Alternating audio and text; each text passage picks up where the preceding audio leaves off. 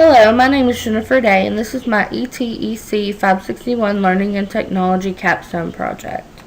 Quick overview, I'm going to tell you about some of the things that challenged me, some of the things that interest me, and some useful ideas that I learned, and how I'm going to implement those ideas in my classroom and my future career. First, I'm going to tell you about a few of the challenges. The first and biggest challenge I had was the vocabulary. Learning those new terms was very difficult because I'd never been exposed to those terms. When we discussed the study of knowledge with epistemology and the relativists and the positivists, that was a big challenge for me, just learning all the new vocabulary with this course and with technology. The next thing that challenged me was looking at technology through a different perspective.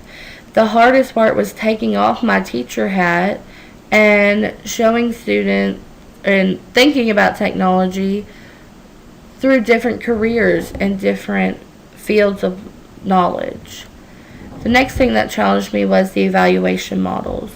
Seeing that you can evaluate in all different steps was very important for myself to learn, because the end product is not always the most important thing. It might be how it was developed or how it was implemented that was the most important. The next thing I'm going to talk about are my interests. I really was interested in the instructional designs to see that it was still all about the student and keeping them engaged and exposing them to those real world problems and experiences. The next thing that interests me was the performance standard. I used this in my class already, but we just called it goals. But I like the term for performance standard because you're supporting them through their performance. So you are giving them a goal, but it's more support for them. And it's motivating, which can be differentiated with each student, which I really liked. And the last thing that interests me were the growing Web 2.0 tools. There are a ton of tools out there, and I like this graphic because it shows you what level they're on. So if you're looking for something just to help the kids remember, there are a ton of tools that you can use, or all the way up to the creating, where they're creating something, which are great ways to look at the Web 2.0 tools. The next thing I'm going to talk to you about are the ideas that I gained. I really love the rich media. It's a great tool to use whether you're doing the distance learning or you're just showing a video on BrainPop or YouTube.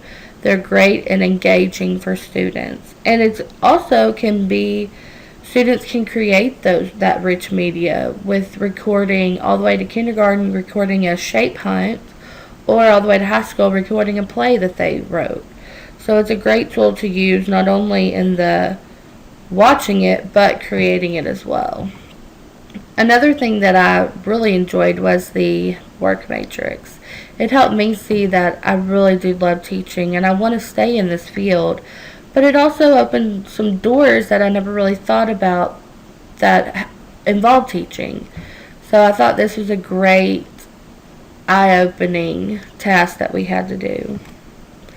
Another idea I got was showing the relationship between different careers and showing how some careers do have similar things, that you might enjoy another career over one because you saw those similarities, which is important for students to give them all the options that they have.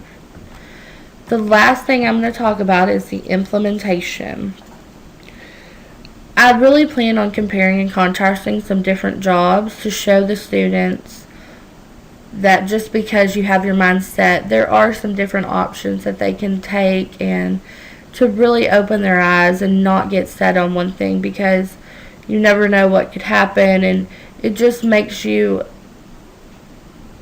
think more about what you want to do for sure. So this is a great way to use it in the classroom or in any other setting. I also plan on using student discovery. Student discovery is so important because it gives them that foundation that they can always relate back to. It helps them to think for themselves. They're not just referring back to a textbook definition. They're referring back to something that they discovered, which is a great tool for them to use. And I also plan to use the human performance improvement. I use this kind of already with my math facts.